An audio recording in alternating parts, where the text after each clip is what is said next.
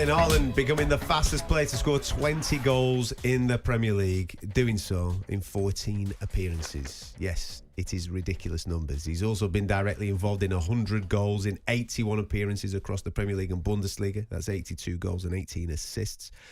Jack Grealish also picked up 2 assists at Ellen Road last night. Boss Pep Guardiola spoke to TalkSport after the game, and he heaped praised on his winger. Yeah, Jack is so generous. He could score and make the assists, but of course we want him more. We want him to have the mentality to score the goals. He has the quality. We saw him in the training session to score the goals, and he has to do it. It's just a question of the man saying, I'm going to score.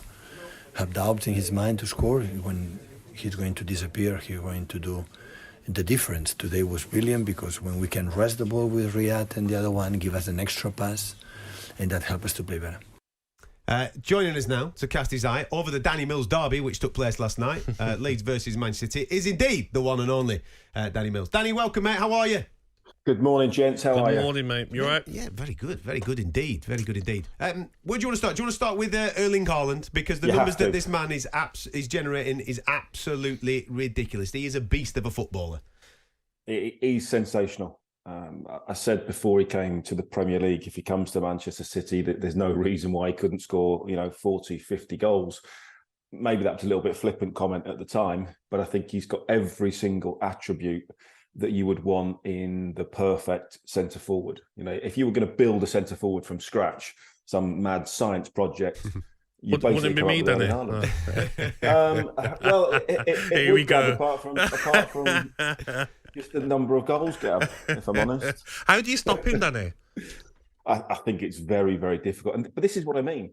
When you look at, he's got pace. People forget that he's ridiculously quick because he's 6'5", and he's an absolute unit. He's broad, he's big. He's not slender in any way, shape, or form. They look at him thinking, "Oh, he looks a little bit cumbersome," but when he gets going, he's unstoppable pace-wise. He's great in the air. We've seen that. He's got superb touch. His awareness of being able to find space is sensational. Even in the early part of the season where he was getting a little bit of stick, where people were saying, "Oh, he's only having 9 touches." Oh, yeah, but he scored hat-trick. His ability to come away from the ball at times, get on the shoulder of defenders, find that little pocket of space, then dart into it, be in the right place at the right time, which I don't think you can teach. I think a lot of that has to come naturally, is absolutely sensational. And I'm not sure how you do stop him. Of course, there's going to be games where he doesn't score, or he has a game where he misses a couple of chances, like he did in the first, few minutes of the game. You normally expect him to put that away. But I think then he's got that confidence to just go, keep giving me. I'll go again. Even if I've missed one, not bothered. We keep going. And you do start to wonder now, what's the record in the Premier League? 30 something? Yeah, 34. Yeah. This could be. He's only 14 off it. He's got 23 games to go. Well, this is what I mean. This could be a Clive Allen season. What did Clive Allen score? 44 or something? 45 in the top division. It could break that record. In far less games. He's just absolutely magnificent. And it's the rest as well, isn't it? The rest that he's had.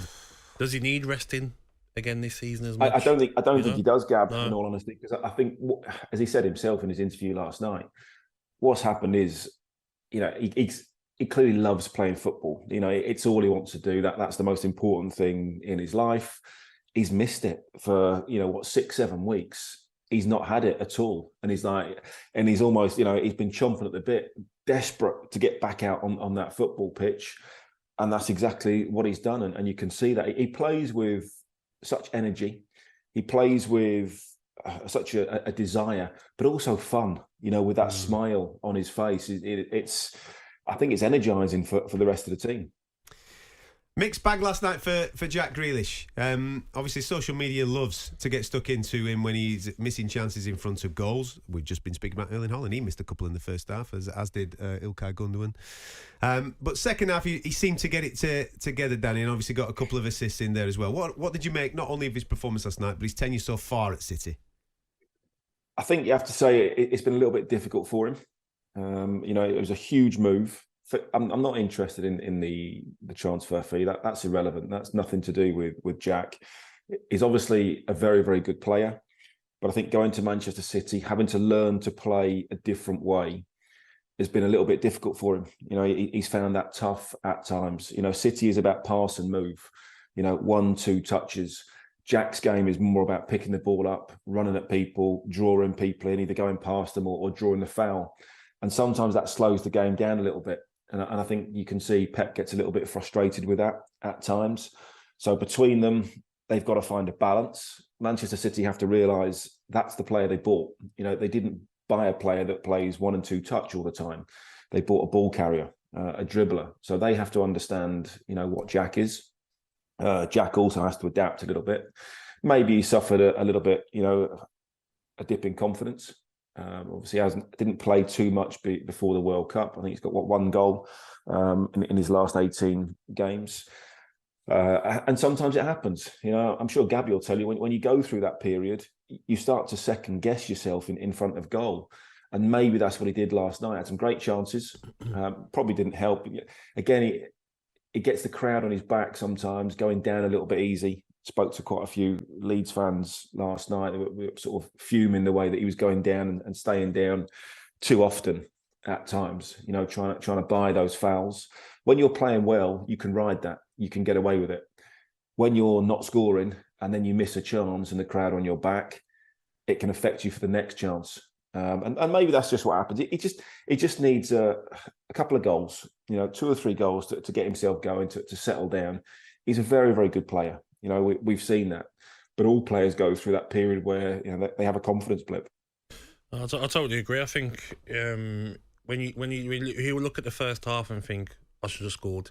He knows the standards that he's got. You know, I've played with him, I've trained with him. He's got to hit the target. Yeah, he's a very good finisher, and he will look at them chances. If the keeper makes an outstanding save, you go, well, you know what, fair enough.